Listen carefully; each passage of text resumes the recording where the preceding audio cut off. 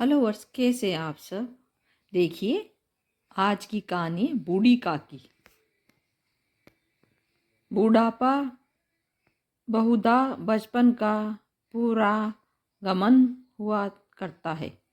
बूढ़ी काकी में जीना स्वाद के सिवा और कोई चेष्टा शेष न थी और न अपने कष्टों की ओर आकर्षित करने का रोने के अतिरिक्त कोई दूसरा सहारा नहीं।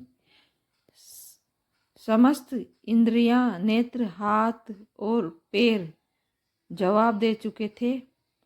पृथ्वी पर पड़ी रहती और घर वाले कोई बात उनकी उनकी इच्छा के प्रतिकूल करते। भोजन का समय टल जाता या उसका परिणाम पूर्ण न होता अथवा बाजार से कोई वस्तु आती और न मिलती तो वे रोने लगती थी। उनका रोना सिसकना साधारण रोना न था, वे गला फाड़ फाड़ कर रोती थी। उनके पतिदेव को स्वर्ग सिधारे कालांतर हो चुका था। बेटा तरुण तरुण हो कर चल बसे थे। अब एक भतीजे के सिवाय और कोई न था। उसी भतीजे के नाम उन्होंने अपनी सारी संपत्ति लिख दी। भतीजे ने सारी संपत्ति मिलते समय खूब लंबे चौड़े वादे किए, किंतु वे सब वादे केवल कुल्ली डिब्बों में दलालों के दिखाते हुए सब्जबाग थे।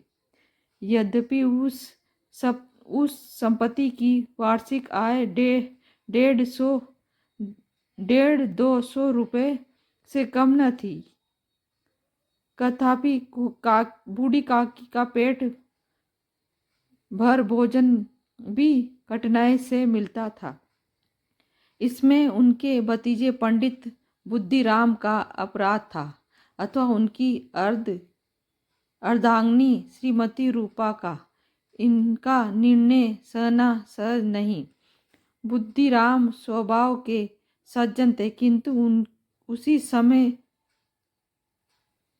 तक जबकि उनके दो कोस पर कोई आँच न आए। रूपा स्वभाव से तीव्र थी, सही, और ईश्वर से डरती थी। अतः बूढ़ी काकी को उसकी तीव्रता उतनी न खलती थी जितनी बुद्धिराम की। भलम मन साहत बुद्धिराम को कभी कभी अपने अत्याचार का खेद होता था। विचारते कि इस संपत्ति के कारण मैं इस समय भलामानुष का बना बैठा हूँ। यदि भौतिक आश्वासन और सुखी सहानुभूति से स्थिति में सुधार हो सकता तो उन्हें कदापि कोई आपत्ति न होती, किंतु विशेष व्यय का भय उनकी सुचेष्टा को दबाए को रखता था। यहाँ तक कि यदि कोई द्वार पर कोई भला आदमी बैठा होता और बूढ़ी काकी उस पर अपना राग अलापते लगती तो वह आगे हो जाते और घर में आकर उन्हें जोर से डांटते। लड़कों को बूढ़ों के स्वभाव द्वेष होता ही है, और फिर जब माता पिता का यह रंग देखते तो वे बूढ़ी काकी को और सताया करते। कोई चुटकी काट कर भागता, कोई उन पर पानी की कुल्ली कर देता। काकी चीख मार कर रोती, परंतु यह बात प्रसिद्ध थी कि वह केवल खाने के लिए रोती है।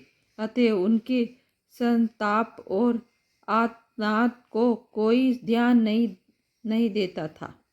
हाँ, काकी क्रोधातुर होकर बच्चों को गालियाँ देने लगती तो रूपा घटनास्थल पर आ पहुँचती। इस भय से काकी अपनी जिना कृपाल का कदापि ही प्रयोग करती थी। यद्यपि उपद्रव शांति का ये उपाय करने से कहीं अधिक उपयुक्त था।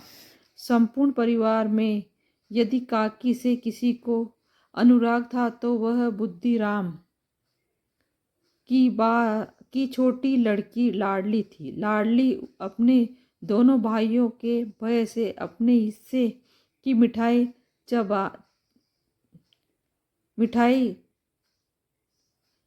चबेना बूढ़ी काकी के पास बैठकर खाया करती थी। यही उसका रक्षागार था। और यद्यपि काकी की शरण उनकी लोलुपत्ता के कारण बहुत महंगी पड़ती थी, कदापि भाइयों के अन्याय से कहीं दुर्लभ थी। इसी स्वभावानुकूलता ने उन दोनों के स्वानुभूति का आरोपण कर दिया था। आगे की कहानी कल। मेरे चैनल को लाइक सब्सक्राइब कीजिए, शेयर कीजिए।